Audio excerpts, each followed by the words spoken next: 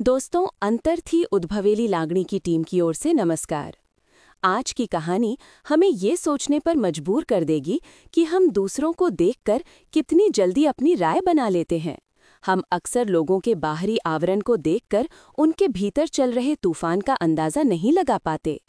ये कहानी है एक ट्रेन के सफ़र की, जहाँ कुछ अजनबी मिले और जिंदगी का एक बहुत बड़ा सबक सीख गए।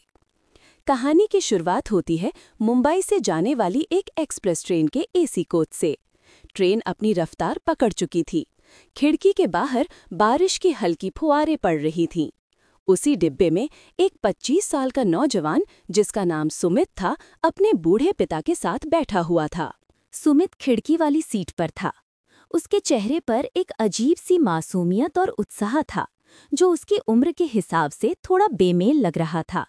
सुमित के ठीक सामने वाली सीट पर एक शादीशुदा जोड़ा बैठा था, विकास और उसकी पत्नी रिया। विकास एक बड़ी कंपनी में मैनेजर था और उसके कपड़ों और हाव भाव से ही पता चलता था कि वो खुद को बहुत व्यवस्थित और समझदार मानता है। वे दोनों अपनी दुनिया में मग्न थे, लेकिन सुमित की हरकतें बार बार उनका ध्यान खींच रही थीं। ट्रेन जैसे ही शहर से बाहर निकली और हरे भरे खेत दिखाई दिए, सुमित अचानक जोर से चिल्लाया, पिताजी देखिए वो पेड़। वो खुशी से ताली बजाने लगा। विकास और रिया ने एक दूसरे को देखा। विकास ने धीरे से अपनी पत्नी के कान में कहा, ये लड़का देखने में तो 25 साल का लगता है, लेकिन इसकी हरकतें 5 साल के बच्चे जैसी हैं। रिया ने भी सहमति में सिर हिलाया और अपनी मैगजीन पढ़ने लगी। थोड़ी देर बाद फिर से सुमित की आवाज गूंजी। इस बार ट्रेन एक नदी के पुल से गुजर रही थी। नीचे पानी उफान पर था। सुमित खिड़की के कांच से अपनी नाक सटाकर चिल्लाया, पापा, पानी देखिए, कितना साला पानी है, और वो बादल। सुमित इतना उत्साहित हो गया कि उसने अनजाने में पास रखे विकास के पानी की बोतल गिरा दी। अब विकास का सब्र टूट गया। उसे लगा कि ये बहुत हो गया। उसे शांति चाहिए थी और ये लड़का लगातार शोर मचा रहा था। विकास ने अपनी मैगजीन नीचे रखी और सुमित के बूढ़े पिता की तरफ थोड़े गुस्से और झुंझलाहट के साथ देखा। उसने कहा, बाऊजी, बुरा मत मानिएगा, लेकिन आपका बेटा काफी देर से शोर मचा रहा है। हम समझ सकते हैं कि इसकी मानसिक हालत ठीक नहीं है, लेकिन कम से कम आप इसे थोड़ा शांत तो रख सकते हैं। रिया ने भी अपनी बात जोड़ी।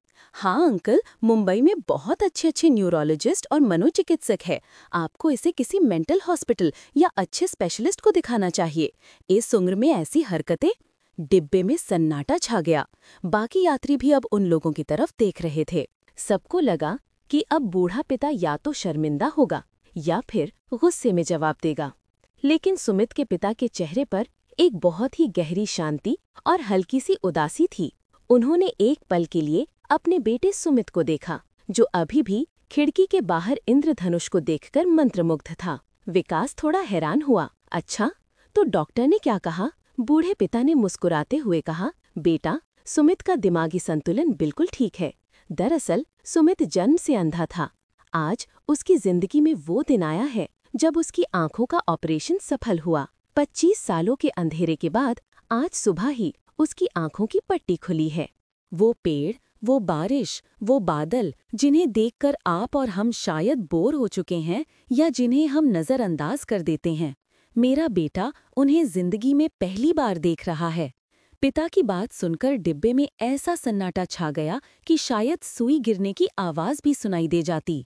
विकास और रिया, जो कुछ पल पहले तक सुमित को पागल और अजीब समझ रहे थे, अब शर्म से पानी पानी हो गए थे। जिस चीज को वे सुमित का बचपना समझ रहे थे, वो असल में एक नई जिंदगी की खुशी थी। विकास की नजरें झुक गईं। उसे अपनी पूरी जिंदगी और अपनी समझदारी बहुत छोटी लगने लगी। उसने देखा कि सुमित अब भी बारिश की बूंदों को खिड़की पर फिसलते हुए देख रहा था, और उसकी आंखों में जो चमक थी वो किसी करोड़पति की आंखों में भी नहीं होती। विकास ने अपनी सीट से उठकर सुमित के पिता के हाथ पकड़े और कहा, मुझे माफ कर दीजिए अंकल, मैंने बिना जाने बहुत बड़ी बात कह दी। आज आपने मुझे सिखा दिया कि देखने के लिए सिर्फ आंखों की नहीं, नजरिए की जरूरत होती है। सुमित के पिता ने बस इतना कहा, कोई बात नहीं बेटा। सफर आगे बढ़ता रहा। ट्रेन वही थी, लोग वही थे, लेकिन अब माहौल बदल चुका था। तो विकास और रिया चिढ़ नहीं रहे थे, बल्कि वे भी सुमित की खुशी में शामिल होकर खिड़की से बाहर देखने लगते और मुस्कुराने लगते।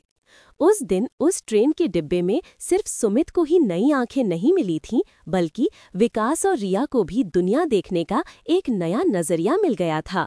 दोस्तों, ये कहानी हमें एक बहुत गहरी बात सिखाती है। इस दुनिया में हर इंसान अपनी एक अलग लड़ाई लड़ रहा है, एक अलग कहानी जी रहा है, जिसके बारे में हम कुछ नहीं जानते। हो सकता है जो इंसान आपको सड़क पर धीरे चलता हुआ दिख रहा हो और आप हॉर्न बजाकर उसे कोस रहे हो, वो किसी बड़ी बीमारी से जूझ रहा हो। हो सकता है जो वेटर आपके ऑर्डर लाने में देर कर रहा हो, वो घर की किसी मुसीबत से परेशान हो सकता है जो इंसान आपको घमंडी लग रहा हो, वो असल में शर्मीला या डिप्रेशन में हो।